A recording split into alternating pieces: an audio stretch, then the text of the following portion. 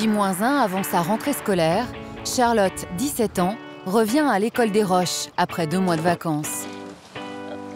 Eh ben Charlotte, dis donc. Bon, Il n'y avait pas beaucoup de place, hein. Ses parents vivent à Dubaï, alors ce sont ses grands-parents qui se chargent de son installation. Bonjour. Ça va, Charlotte? Ça va et vous? Ça va. Cela fait 4 ans que Charlotte est interne ici. Cette année, elle passe le bac, alors privilège ultime, elle a une chambre pour elle toute seule. On va rentrer dans une armoire. Ah, justement, je voulais vous en parler. Il me faudrait une deuxième armoire. Oui. Alors regardez, j'aimerais avoir une deuxième armoire qui soit là, parce que sinon j'ai pas de place pour mes valises. Oui, c'est avec ceci. Il y a un jacuzzi à côté. Oui, bien sûr, là dans le coin. Ici, pas de jacuzzi, des chambres plutôt spartiates. À 30 000 € l'année, on pourrait s'attendre à davantage de confort. Mais ce n'est pas cela que viennent chercher les familles ici lorsqu'elles y inscrivent leurs enfants. L'école des Roches, c'est un moment de sa vie qui est important. C'est sûr. Qui est important parce que d'abord, ça génère tout un avenir prometteur quand on sort d'école des Roches. On a beaucoup de relationnel, on a une carte de visite en quelque sorte. Une carte de visite, un réseau et une formation dans les meilleures conditions. Depuis plus d'1 siècle, cette école d'exception forme des élèves de la primaire au lycée avec une devise, bien armés pour la vie, et un but, en faire des élites. En 116 ans, l'école a vu défiler des enfants de ministres, de diplomates, de grandes familles d'industriels, comme les Michelin, les Peugeot ou les Rothschild. Mais aussi de futures stars comme Vincent Cassel, ou les enfants d'Hélène Ségara, Thierry Lhermitte, ou encore José Garcia. À moins de 2 heures de Paris, en plein bocage normand, bienvenue à l'école des Roches. 60 hectares, des tennis, une piscine et même une piste de karting. 61 professeurs pour 310 élèves privilégiés venus du monde entier.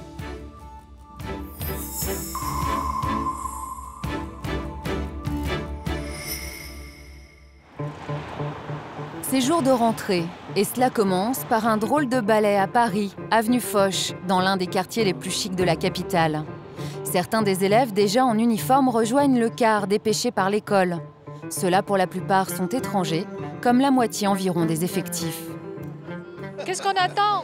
D'abord qu'elle forge sa personnalité, c'est important. C'est de faire d'abord de bons citoyens et évidemment d'avoir de bons résultats scolaires. Bien sûr, c'est la cerise sur le gâteau. Certains viennent de très loin, parlent à peine français et ne reverront pas leurs parents pendant plusieurs mois. Je savais que c'était une très bonne école, il y a un très grand campus et il y a déjà quelques élèves chinois. Donc pour l'avenir de notre enfant, on a choisi de l'envoyer dans cette école. Dans moins de 2 heures, c'est une nouvelle vie loin de l'agitation parisienne qui les attend. À 115 km de là, à l'école, le défilé des berlines en tout genre a déjà commencé. Bonjour. Bonjour. Est-ce que vous avez besoin de renseignements pour votre maison? Charlotte est ce que l'on appelle ici capitaine de maison. C'est pour cela qu'elle est arrivée la veille.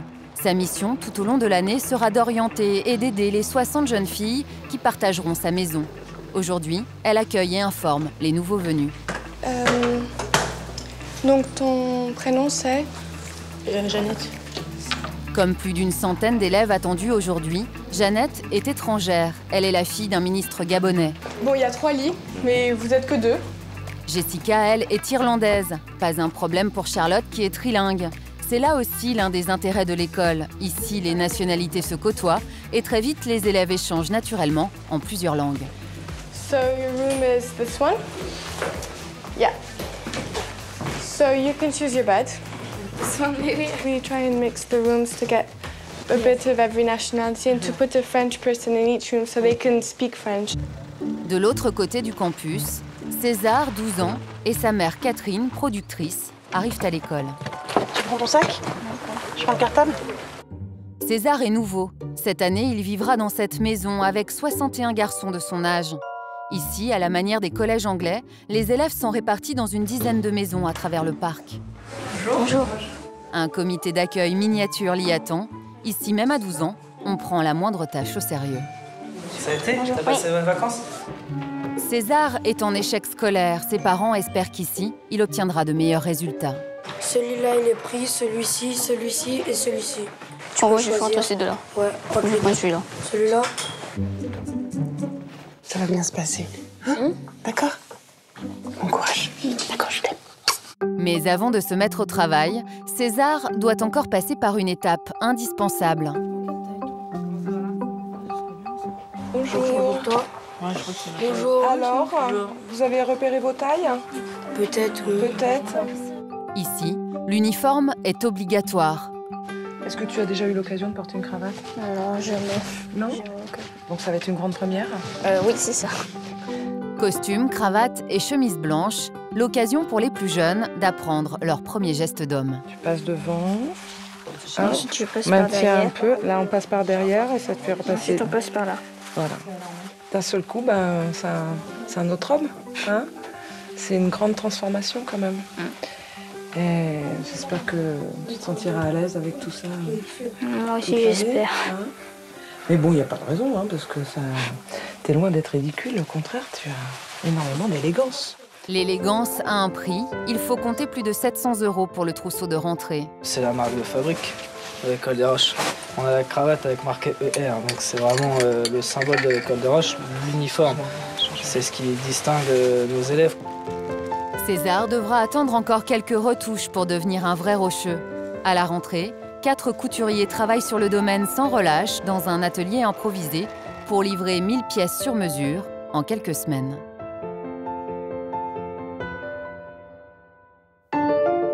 C'est le grand jour sur le campus, celui de la reprise des cours. Depuis toujours, c'est le même rituel. Les élèves sont réunis dans la cour et sont appelés par maison. Les garçons, des pains, s'il vous plaît. Allez vous asseoir sur la gauche. Toute l'équipe pédagogique les attend au théâtre. Ici, l'année commence par un discours du directeur et le ton est donné. Nous encourageons les élèves de terminale à dépasser encore les objectifs de l'année dernière, puisque l'année dernière nous étions à 97% de réussite au bac. Alors, nous vous invitons à faire encore mieux. On vise l'excellence, la pression est là. Mais pour atteindre ce taux de réussite, l'école mise sur quelques principes. Et c'est dans les salles de classe que l'on découvre son premier secret. Bonjour, asseyez-vous. Des effectifs très réduits. L'année scolaire en français va être divisée en 2 grands moments qui correspondent à l'étude de 2 grandes œuvres. Dans cet établissement privé sous contrat, les professeurs suivent le programme national. Mais dans la classe de Charlotte, ils sont 11. C'est là toute la différence. Je suis un professeur du public à l'origine, donc je peux vraiment comparer. On est toujours à peu près une petite dizaine et il est bien évident que je ne peux pas faire cours de la même façon.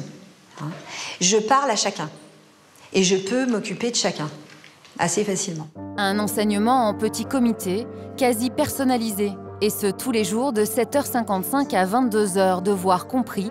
C'est avant tout cela que viennent chercher les familles ici. L'an dernier, on l'a classé dans quel mouvement littéraire? Pour vous aider, on l'a classé dans un mouvement littéraire que vous avez étudié. Voilà, le réalisme. On est capable de voir tout de suite les éléments très positifs que dans une classe de 32, on ne pourrait absolument pas déceler. Et donc, on peut les mettre en valeur. Et ce petit plus lui permet de lui donner confiance, ce qui fait que ça se retrouve après dans son travail en maison. Est-ce que vous avez le sentiment d'être dans une école de prestige? Au niveau des résultats, tout ça, le pourcentage est élevé, ça... C'est à ce niveau-là où on peut dire que c'est du prestige. Puis même, on a des bons professeurs, ils viennent en études. César aussi a eu sa première journée de cours. Dis-moi César, t'es contente de ta classe? Oui, je suis content, il y a des amis, en même temps, oui, je suis content. Ça s'annonce comment cette année? J'en sais absolument rien, mais je pense qu'elle va bien se passer. Mais lorsque la nuit tombe, c'est à une autre forme d'apprentissage qu'ils se confrontent. On range. César, c'est fini là? C'est rangé tout ça? Tu fais ton lit? Oui. Tu sais faire ton lit, c'est bon? En moitié. Une école de la vie, c'est en tout cas comme cela qu'elle se définit. Ici, les élèves sont tous issus de milieux privilégiés, alors l'école a pris un parti, fini le tout confort et vive l'autonomie. Tu mets le drap plat et ensuite tu mets la colle. Savoir déjà faire un lit, ranger une armoire, voilà, les bases de la vie en communauté, puisque si personne fait son lit, personne range ses affaires, évidemment on arrive dans une situation où voilà, faut qu'ils deviennent autonomes. C'est C'est comment là? C'est dur. C'est bon? Oui. Et ben voilà, non sans mal. C'est bon. Est-ce que tu es fière de ton lit? Oui, je suis très fière de mon lit. César, tu vas faire ta tâche cuisine. Sa tâche cuisine. La vie dans cette école est décidément sans répit. Pour César ce soir, c'est vaisselle. Éponge, produit, un petit peu, pas trop. Tu mouilles, tu frottes dedans, tu frottes dehors, hop, un petit coup dedans, et là tu mets à attendre. Okay. Tu fais ça pour tous les verres, et une fois que tu l'as fait, tu les rinces là. Pareil qu'à la maison, mais sans le lave-vaisselle. Des cours ultra encadrés, un quotidien fait de travail et de tâches diverses. À première vue, la méthode de l'école la plus chère de France peut paraître radicale, austère. Elle a pourtant son petit truc en plus. Depuis toujours, elle intègre au cursus scolaire de ses élèves des activités sportives classiques, mais aussi d'autres plus inattendues, avant-gardistes. Ainsi, dès les années 70, elle proposait des cours de télévision. Qu'est-ce que vous avez à faire là? Qu'est-ce qu'il y a comme difficulté? Là, j'ai à cadrer les deux sièges devant moi. Vous voulez en faire quelque chose plus tard de ce que vous allez avoir appris là? L'utiliser, mais en faire un métier, je ne crois pas. On n'est pas assez bon. Moi, je ne suis pas assez bon.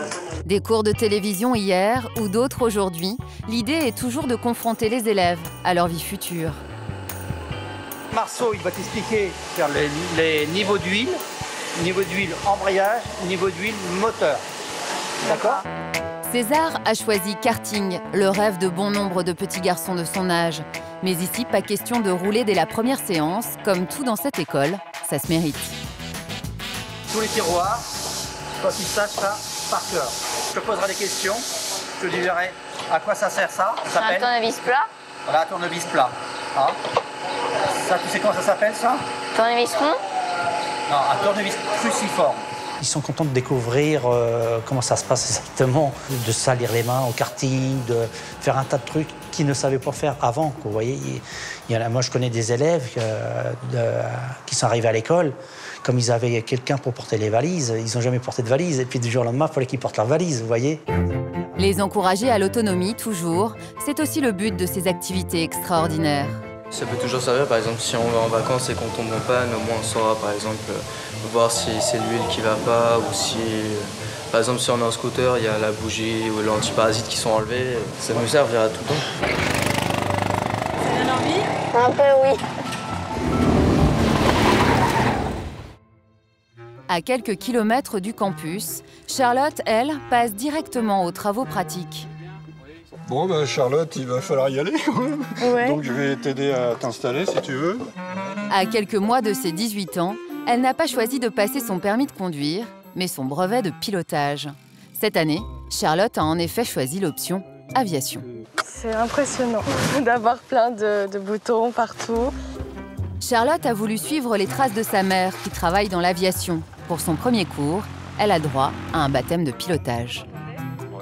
Ça va? Voilà, tu vois l'axe de piste là? On va décoller là. Voilà. Non. Alors à ce stade, on fait une dernière vérification.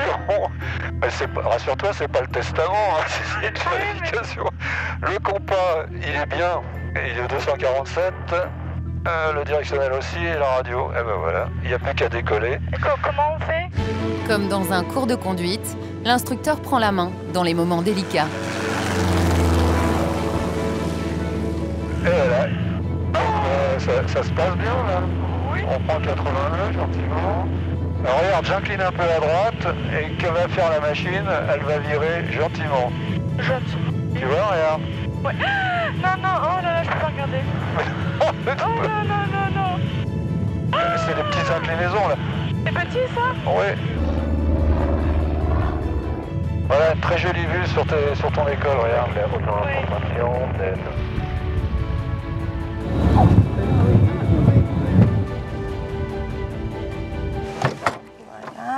Bravo. Bon, sinon, alors, ça t'a pas dégoûté complètement, définitivement? Non, vraiment pas. Tu continues, alors? Oui, bien sûr. Charlotte devra encore effectuer 35 heures de vol et passer un examen théorique avant d'obtenir son brevet. D'ici à la fin de l'année, elle sera en mesure de transporter des passagers dans toute l'Europe. Moi, j'aurais bien aimé avoir ça quand j'avais son âge. Je pense que Charlotte a parfaitement raison de suivre cette voie. C'est utile pour l'avenir de savoir piloter? Bah ouais, je pense, oui. Enfin, c'est pas du temps de perdu, quoi. Enfin, ouais, moi je pense que c'est utile de savoir piloter un avion, oui. Ces activités hors normes, les élèves les insèrent dans leur journée de cours. Le rythme est intense, d'autant qu'à partir de 17 h chaque soir, ils enchaînent avec 2 à 3 heures d'études surveillées. Les garçons, on s'est pas très bien compris sur le fonctionnement de l'étude, je crois. C'est d'abord silence et après travail, d'accord?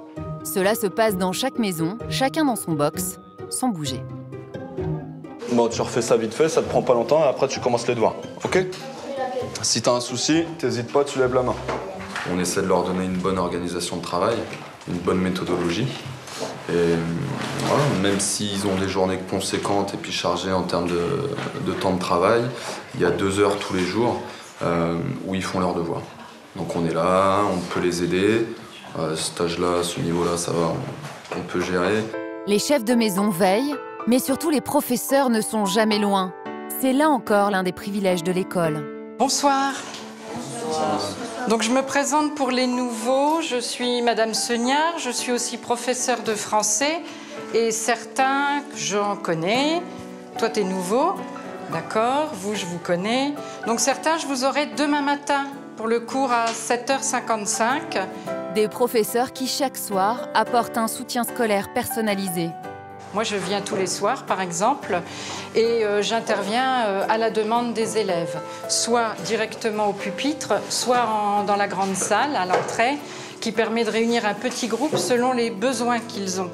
Ces soirées studieuses, César va devoir s'y faire aussi.